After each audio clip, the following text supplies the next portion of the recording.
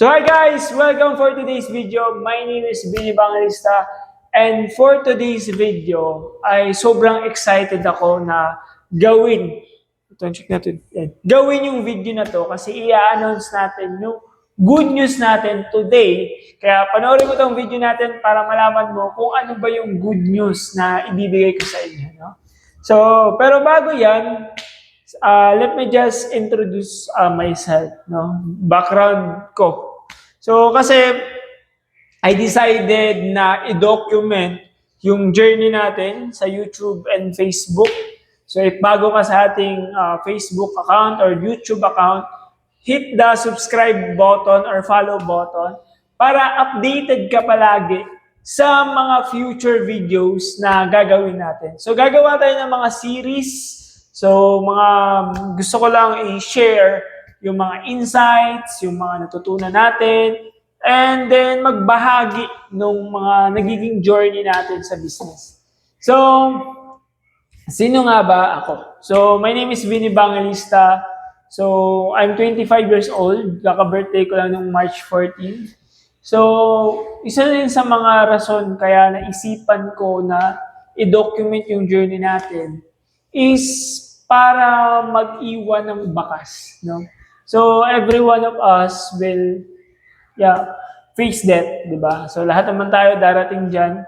So, I want to create or to build something na magiging proud ako, yung mga kakilala ko, and then anyone na, yung meron tayong maiwan, no? Meron tayong mabigay, meron tayong makontribute, and at least meron tayong bakas na nagawa, no? So, yun. So, I decided na, take the huge step. So, ito yung ating first video. So, by the way, ang good news, guys, ay this coming May 9, okay, May 9, we will be starting to build the team natin dito sa business na ginagawa natin. And bakit nga ba I choose ang Chantal, no? So, para lang meron kayo unting idea sa akin. So, dati po akong nag-work sa McDo. So, dati po akong McDo crew. Pamilyar kayo sa mga nagma-McDo dyan. And then, pagkatapos nun, nag-quit ako sa college, nag-stop ako, and then, nag-work ako for a factory, sa isang factory. And then, dun yung parang naging pinakamasaya na punto ng buhay ko kasi ang dami kong na-learnings, no? Na kaya ko pala magtiyaga, kaya ko pala mag-isa. So, napakasaya nung part na yun. And then, pagkatapos dun, after 2 years, I decided na pumunta ng Bislig.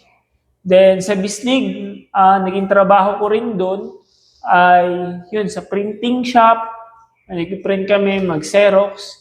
And then, nag-call center. Pagkatapos niyan, nagtrabaho ko for a direct selling company. So, doon na nagsimula na mag-build up sa akin yung konsepto ng direct selling. Kasi dati naman, hindi ako naniniwala sa direct selling.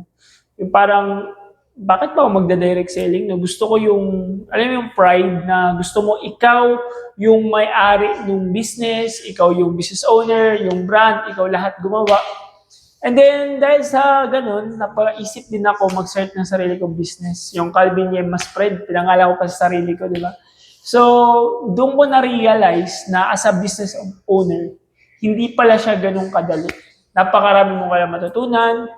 Then, kadalasan pa, yung competitor mo is kumbaga, nagbebenta kasi ako sa mga kapitbahay, sa mga kakilala.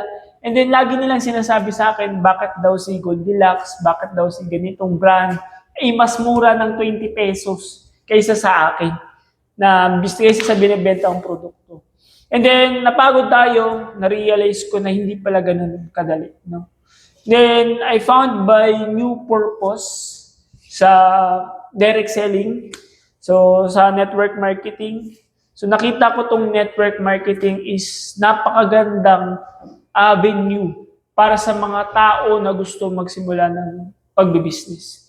So, dito kasi makakilala ka ng mga mentor, mga coach, na makakatulong sa growth mo. Actually, di ko nga inaakala na magsasalita ako sa harap nyo ngayon. Kasi talagang mahihain talaga ako ng bata pa. So halata naman sa mukha ko matamlay, di ba?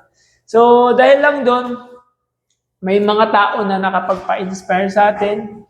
And then I decided na gawin tong career na to while working. So talagang naniniwala ako na ito yung best opportunity para sa lahat. Kasi marami talaga actually, napakaraming opportunity sa labas. Pwede kang maging doktor, maging lawyer, and other profession. Pero kailangan bright ka. Kailangan matalino ka. Ngayon, marami ding mga opportunity sa labas na pwede mong gawin, mag-artista, pwede naman. Pero ang problem is, may pinapanigan. Dapat cute, dapat guwapo ka, dapat maganda ka, ganito, ganyan. So, ayun. Pwede rin naman magnegosyo ka.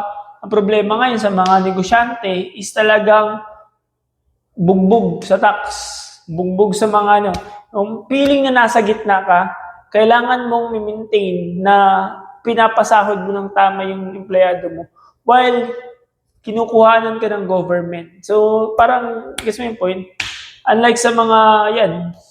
So, actually, marami kang pwedeng gawin. Pero isa lang yung pinaka nakita ko sa direct selling, sa network marketing, or sa dropshipping, na ito yung, halimbawa, wala ka experience sa business, feeling lost ka, wala nagtuturo sa'yo, na gusto mo mag-business, pero hindi mo alam ang gagawin.